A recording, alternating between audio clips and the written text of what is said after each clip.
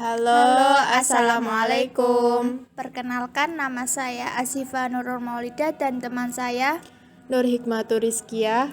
Kami dari kelas 12 TKJ 1 akan mempresentasikan materi tentang subscriber internet telepon. Subscriber internet telepon. Konsep DSL atau Digital Subscriber Line. Pengertian DSL. DSL merupakan kumpulan teknologi-teknologi yang memanfaatkan bandwidth yang tidak digunakan pada jaringan telepon. Lembaga biasa yang telah lama ada untuk menghantarkan data digital berkecepatan tinggi.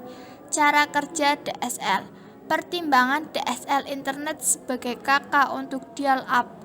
Banyak layanan telepon lokal menyediakan DSL yang menawarkan akses internet kecepatan tinggi yang disampaikan melalui jaringan telepon yang ada. Kabel telepon membawa ratusan ribu frekuensi, hanya beberapa ribu untuk komunikasi telepon, sehingga dan modem DSL dapat bekerja secara bersamaan. Keuntungan DSL, koneksi yang simultan antara internet dengan suara atau faks melalui kabel telepon. 2. Kecepatan akses yang tinggi dan selalu online. 3. Keamanan data terjaga.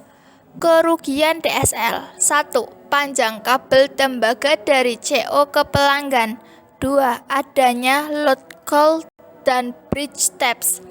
3. Hambatan ketiga adalah serat optik.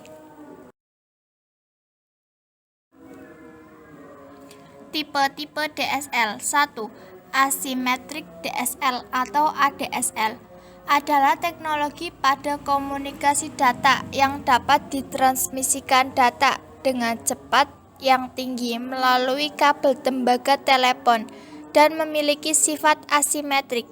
Sifat asimetrik maksudnya ialah bahwa sebuah data ditransferkan dengan kecepatan yang berada dari satu sisi ke sisi lainnya. 2. Asymmetric DSL atau SDSL adalah koneksi yang memiliki spesifikasi jalur upload dan download yang sama persis keduanya. Ketiga, Symmetric High Speed Digital Subscriber Line atau GSHDSL adalah teknologi yang dapat melayani penggunanya dengan fitur multi-rate atau kecepatan yang dapat berbeda-beda, multi-service dengan jangkauan yang lebih panjang dari teknologi DSL yang lainnya. 4.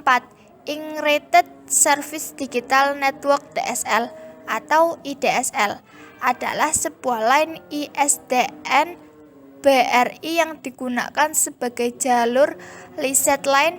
Dengan kata lain, jalur ISDN BRI yang tidak perlu di-switch penggunanya.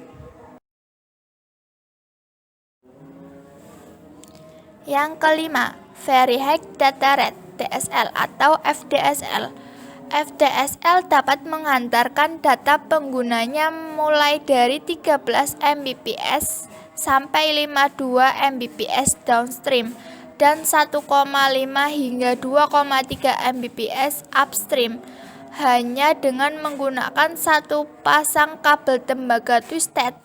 Jarak jangkauan dari teknologi inilah yang menjadi kelemahannya, karena jarak maksimal hanya sejauh 1,3 km saja. Yang keenam dan terakhir, High Data Rate DSL atau HDSL adalah sistem yang memungkinkan transmisi data berkecepatan tinggi 1,544 Mbps menggunakan saluran kawat twisted pair. Permasalahan DSL. 1. Panjang saluran telepon ke pelanggan lebih dari 18.000 feet. Beberapa bagian saluran telepon menggunakan serat optik. 2. Terdapat banyak load coil dan bridge taps pada saluran telepon. 3. Pelanggan harus berhubungan dengan lebih dari satu perusahaan untuk mendapat layanan dan pemecahan masalah, berarti verifikasi yang panjang dan lama. 4. Informasi teknis sukar diperoleh. 5. Instalasinya hanya mendukung OS tertentu, misalnya Windows dan Mac OS, tapi tidak mendukung Linux. 6.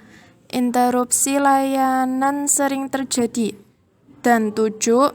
Selalu berhubungan dengan LAN sehingga mungkin menimbulkan masalah keamanan. Prinsip kerja subscriber pada internet telepon. Cara kerja ADSL. Metodenya ialah dengan membagi sinyal yang akan dikirim melalui kabel telepon dengan teknik DMT yang distandarisasikan oleh ANSI untuk dapat digunakan dalam ADSL. Modem ADSL. Modem ADSL adalah perangkat yang dipakai untuk menghubungkan komputer maupun router ke saluran telepon sehingga bisa mentransfer data maupun mengakses internet. Hal penting ketika menggunakan ADSL yaitu IP modem dan juga password atau kata sandi. Perangkat ADSL. A. Satu sisi pelanggan atau disebut CPE, Customer Premise Equipment. B. Satu lagi di sisi Telkom. C. Di sisi Telkom terdapat ADSL multiplexer yang disebut DSLAM atau Digital Subscriber Line Access Multiplexer untuk menerima sambungan dari pelanggan. Kelebihan ADSL. A. Kecepatan internet yang selalu stabil. B. Koneksi ADSL selalu terhubung dengan internet setiap waktu dan telepon tetap bisa dipakai kapanpun. C. Layanan komunikasi antara data dengan suara diberikan lewat dua kanal yang terpisah, namun tetap pada satu kabel yang sama. Dan D. Dapat mengakses internet tanpa perlu khawatir dengan biaya yang mahal karena ADSL menjadi lebih hemat. Kelemahan ADSL. A. Sampai saat ini, kecepatan koneksi modem ADSL masih tergantung dengan tiang telepon atau DSLAM, dan tidak semua sistem operasi komputer mampu menggunakan ADSL. B. Seiring dengan perkembangan zaman, pada saluran telepon digital sudah mulai menggunakan kabel fiber optik. Dan C. Adanya bridge taps yang merupakan sebuah kabel tidak berbeda pada jalur langsung antara pelanggan dengan CO. Sekian presentasi dari kami. Bila ada salah kata, kami ucapkan mohon maaf dan terima kasih telah menyimak presentasi ini. Wassalamualaikum warahmatullahi wabarakatuh. Dan jangan lupa like, comment, and share.